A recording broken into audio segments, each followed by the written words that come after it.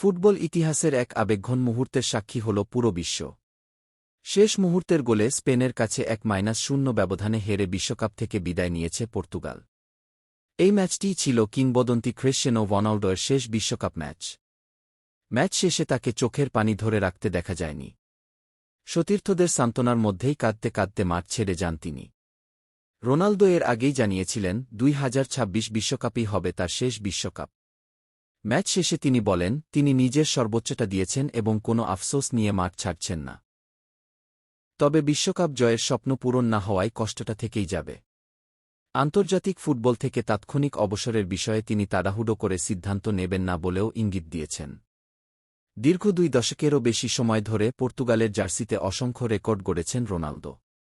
অসংখ্য গোল, শিরোপা এবং অবিস্মরণীয় মুহূর্ত উপহার দিয়ে তিনি ফুটবল ইতিহাসে নিজের নাম চিরস্থায়ী করে রেখেছেন। ফুটবলপ্রেমীদের কাছে এটি শুধু একটি হার নয়, বরং একটি যুগের শেষের মতো আবেগঘন মুহূর্ত। কোটি কোটি ভক্ত আজও বিশ্বাস করেন, ফল যাই হোক না কেন, রোনালদো সবসময়ই ফুটবল ইতিহাসের অন্যতম সেরা কিংবদন্তি হয়ে থাকবেন।